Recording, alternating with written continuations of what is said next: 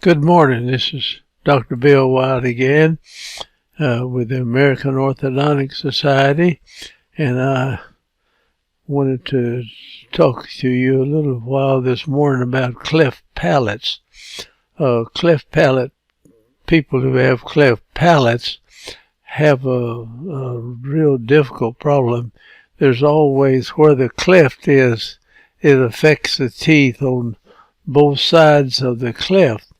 And it's hard to deal with those teeth. And if you understand what the periosteum is doing in a cleft situation, it'll make it easier for you to understand how to move the teeth there.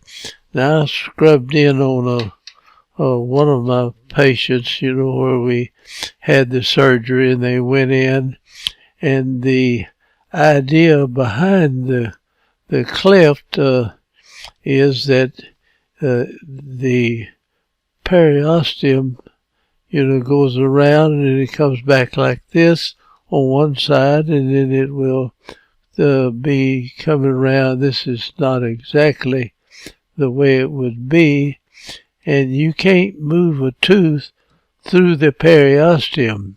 At least I haven't been able to. So when they go to operate on this thing, they'll come in and split cut it. This is not drawing real nice here. And they'll pull these to the lingual side of the periosteum. They'll pull it together and suture it. And then on the buccal, then they take the case that we did. It was, I didn't have any part in it, but I kind of watched and did a little bit of the camera, taking pictures and everything.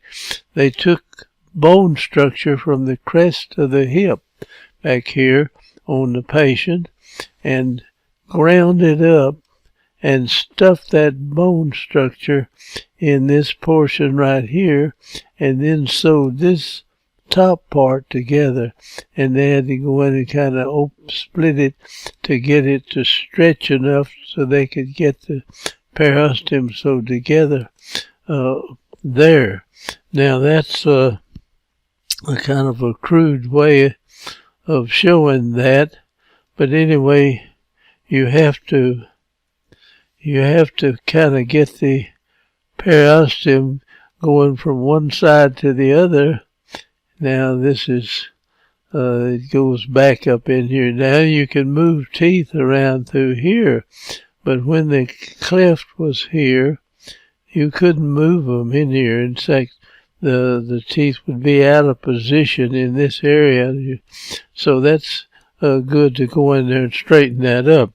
Now this lady we're going to show had a cleft operation, and I assumed that they did put that together and had just a continuous bone structure where you could move the teeth anywhere in this area.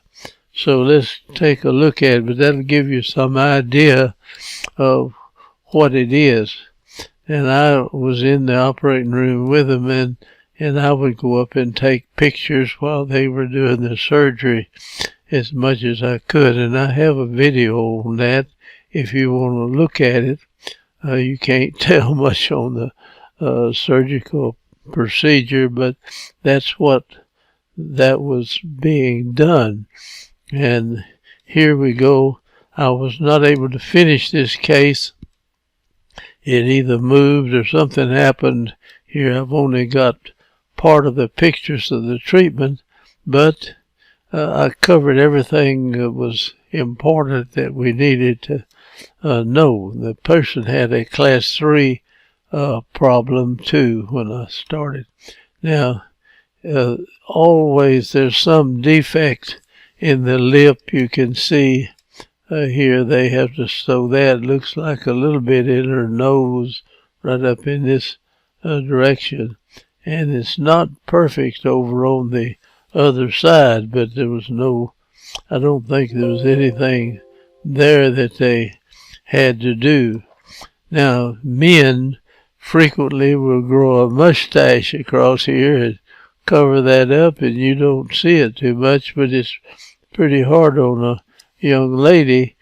They can do plastic surgery and hide a lot of this problem, but it's rather difficult. Now, she has a kind of a class 3 bone structure there, but it's just that this is not developed out over it good. You can see that from the side, and when she smiles, you see there's a defect in here. You got a little tooth and one that's missing on the other side, and there's a lot of orthodontic things that can be done in these cleft cases. So here we look at it from the side. This is 1991 right here, and you see we've got a class 3 problem. Now, I drew a lip bumper in here, and I think we did use it, but I don't have any pictures of it. When you're going to advance these teeth, it's really good if you have no pressure at all from the lip structure pushing against this, because you've got to have a real vascular bed to let the bone move forward with the teeth. And so I think we used a lip bumper, but I don't have a picture of it. It's been years ago since this was done, but the principle and everything that I'm going to show is the same. Now, this is not developed good in here, so we would like to bring it out and help the profile. Now, the profile would look a little better if we had more length to it. In other words, you need some length in here to help the profile. All right. Now, here is the kind of a Panorex, and we've got a good class 1 relationship. This couldn't be much better. You see how this 6-year molar here is out in front of the upper 6-year molar, fitting right in like that. And I just love to take these Panorexes with the teeth biting together. It gives me such a good view of the contact. Now, this is class 1 too, kind of a little super class 1. The bicuspids are closing in good. Now, up here, this is a missing tooth in here, so we can open this up.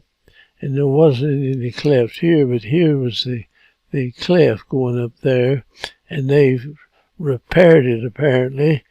And so we're going to take these teeth and move them forward, you see, and make room for it and fit them over the other teeth. Now, since this is such a good class 1 relationship, we don't want to move any of this, so we've just got to advance these teeth right in this area right there and bring them forward. And it doesn't take any rocket scientist to figure out what you want to do here. We want to keep this area back here. We're keeping this and trying to advance this part over this.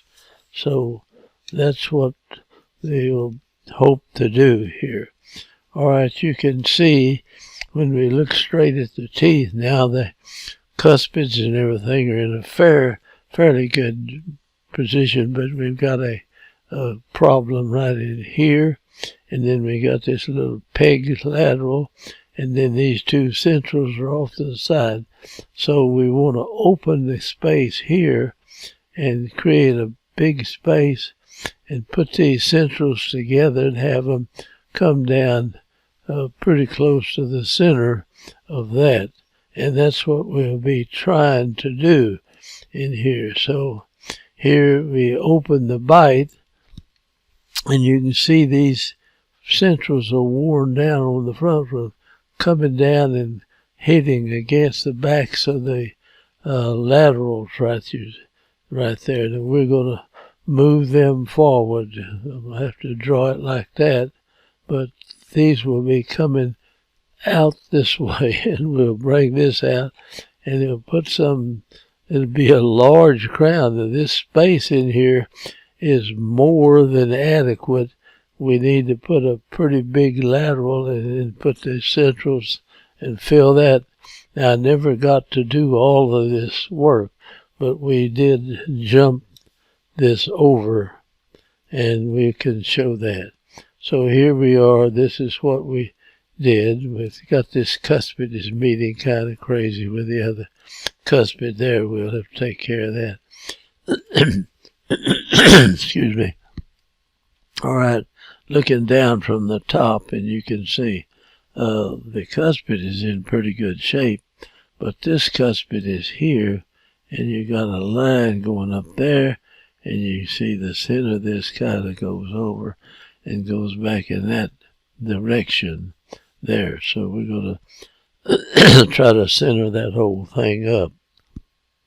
Okay.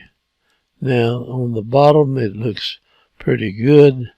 Everything's lined up. It'll close. Bring this back in here by moving both upper and lower, since this was in good class 1 relation. See, right in there. So we didn't want to mess that up.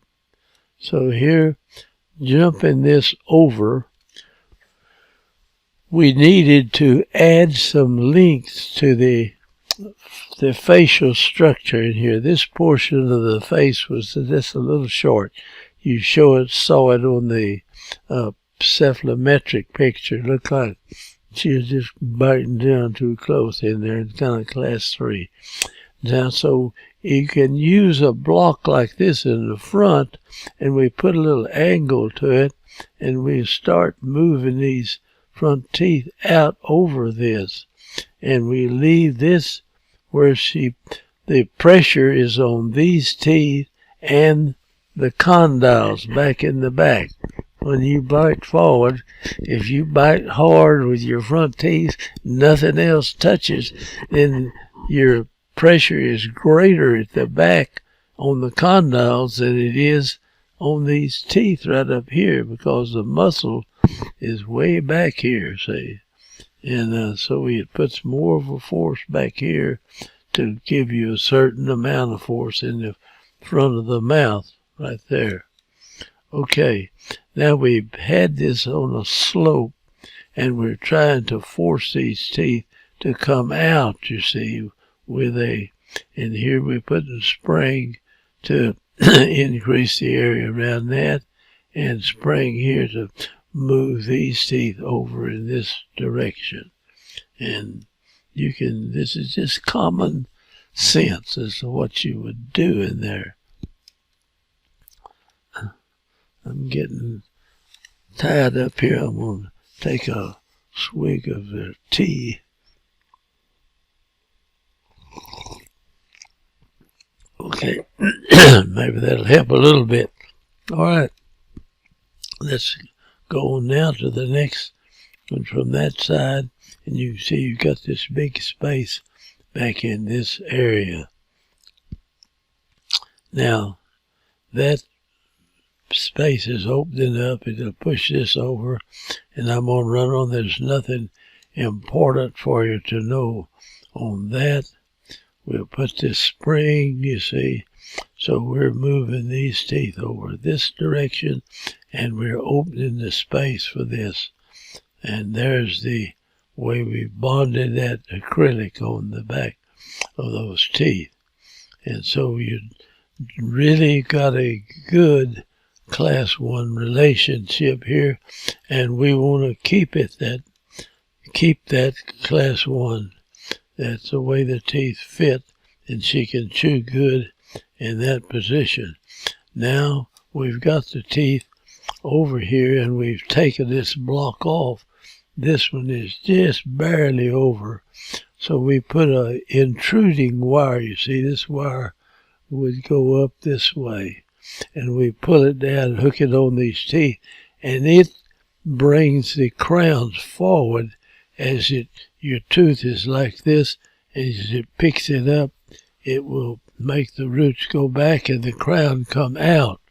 So the intruding wire itself is actually moving this out, but we moved it part of the way to start with these springs, and now we'll put the two centrals together here, make a gap over here and a gap on this side, and try to have these spaces about the same. It'll look much better that way. All right, here it is, 90. Well, this was the start when we started the case. I think that's what it is, and there's where we got to. And we got the teeth over the hump, and we're going to continue until this midline is about the center of this, and we've closed this gap over on the other side of the mouth. Okay, this class 1, except we're going to have to rotate this tooth out more and bring this back in there and fix that where that closes properly. And there it is open. We opened it, and we doing that procedure. You see this spring pushing back rotates that tooth and makes it fit down in here better. And we're going to pull on this to bring it over to the center. That's the upper arch there, and there we are part of the way in the treatment. Now we need to take these two teeth and move them over and try to get this gap in here. I don't think we ever got it exact before they lost them. Now this would have to be, you'd have to reduce this and increase this until you get equal spaces in here.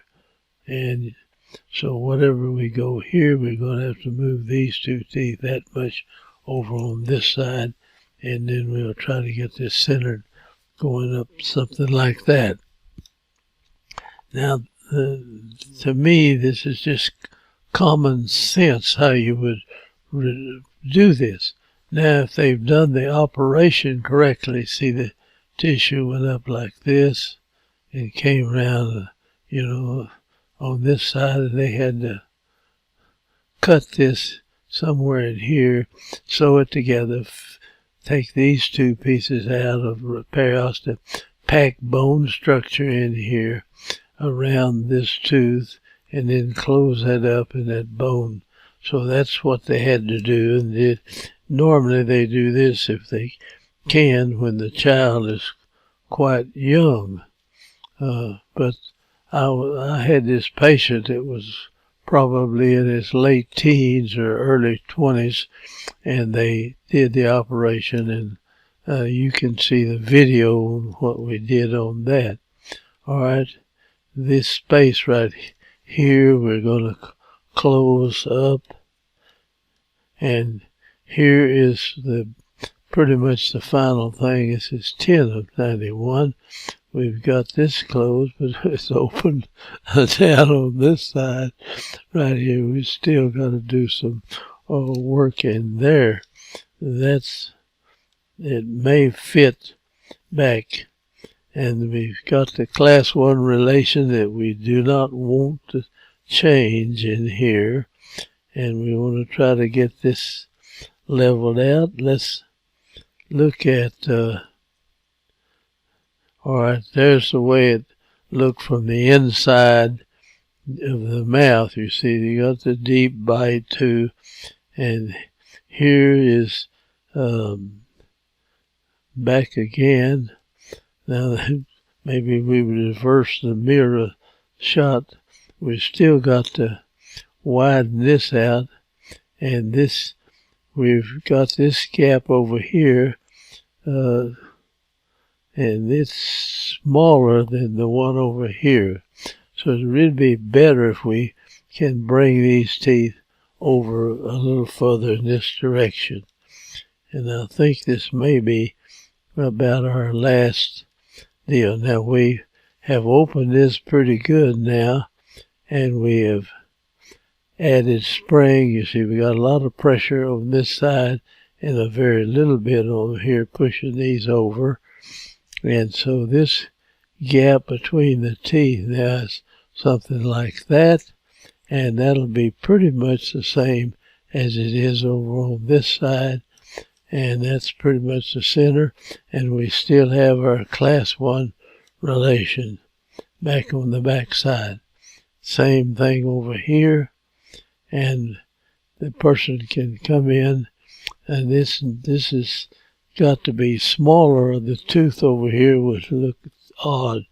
Sometimes in spaces like that we'll put a small tooth and then a more normal kind of lateral tooth in there. Just have to wait and see exactly where it is. So we've opened this gap a good bit, but it's still not smaller than that. So I don't know, the person left and I never got to finish the case, but we've done the important things with this. And that's the last picture. Well, actually this is the starting picture in here, so I don't have any last picture what she looked like.